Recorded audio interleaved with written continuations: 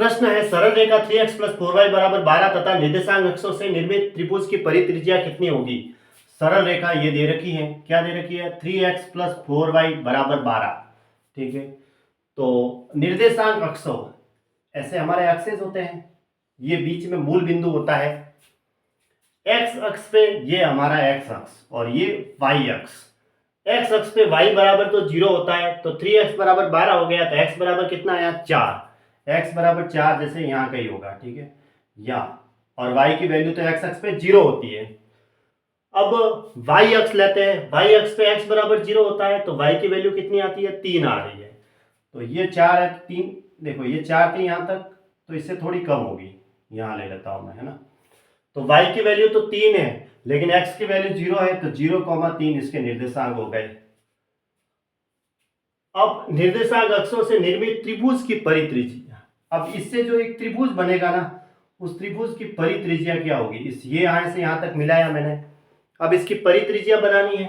परित्रिज्या क्या होगी, इसका मतलब जो वो वृत्त गुजरेगा वो इन 3 बिंदुओं से होकर गुजरेगा, है ना। ये जो सर्किल गुजरेगा ना, वो इन 3 बिंदुओं से होकर गुजरेगा, तभी हम इसकी परित्रिज्या निकाल पाएंगे। ऐसे वो वृत्त सर्किल है वो गुजरेगा, ऐसे तीनों बिंदुओं से होकर जाएगा, उसको कहते हैं परिवृत्त। तो इसकी परित्रिज्या बतानी है। देखो ये यहां से यहां तक 4 है और यहां से यहां तक ये 3 है। अगर 3 है और ये 4 है यहां से यहां तक, तो फिर ये 5 होगी, क्योंकि ये 90 डिग्री का एंगल होता है। अब परित्रिज्या लेनी है, तो यहाँ बीच में वो मूल बिंदु होगा। अब इसकी त्रिज्या निकाल सकते हैं, क्योंकि ये जो सर्किल है वो बाहरी इन बिंदुओं को क्या कर रहा है, टच कर रहा है, स्पर्श कर रहा है। तो इसकी त्रिज्या कितनी, ये पूरी 5 हो गई, 3 4 5 का ट्रिपलेट बना, तो ये बीच वाली त्रिज्या कितनी हो गई, 5 का आधा कर दो, 2.5 यानी कि 5/2, ये इसकी परित्रिज्या हो गई बस। क्योंकि अगर पूरा व्यास 5 का है तो त्रिज्या तो उसकी आधी होती है, परित्रिज्या कितनी आई 5/2, ये इसका आंसर हो गया, ऑप्शन ए सही है डायरेक्ट। सरल रेखा 3x + 4y बराबर 12 के प्रथम चतुर्थांश में बने हुए त्रिभुज का क्षेत्रफल कितने वर्ग एकक होगा। देखो हमारे एक्सेस ऐसे होते हैं, ये एक्स अक्ष है और ये वाई एक्सेस है। अब देखो एक्स अक्ष पे y बराबर 0 है, y 0 रखेंगे तो x की वैल्यू 4 आई।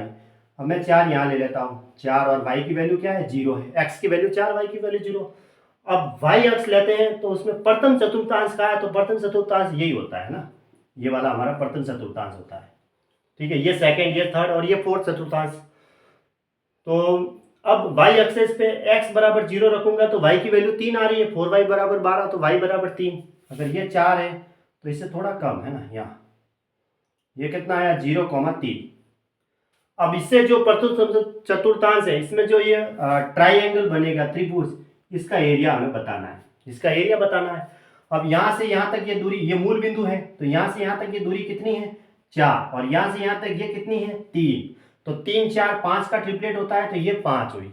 अब डायरेक्ट हमें तो क्षेत्रफल ही पूछा है, क्षेत्रफल क्या होता है, समकोण त्रिभुज का क्षेत्रफल, यहाँ बीच में 90 डिग्री है, तो 1/2 आधार गुणा ऊंचाई, 1/2 आधार तो हमारा 4 है और ऊंचाई दे रखी है 3, इसको इससे काटा तो कितना आया 6 वर्ग एकक, ठीक है। और क्षेत्रफल है वो प्लस में आता है, तो ये तो प्लस में ही आ रहा है 6 वर्ग एकक, यानी कि ऑप्शन ए राइट है।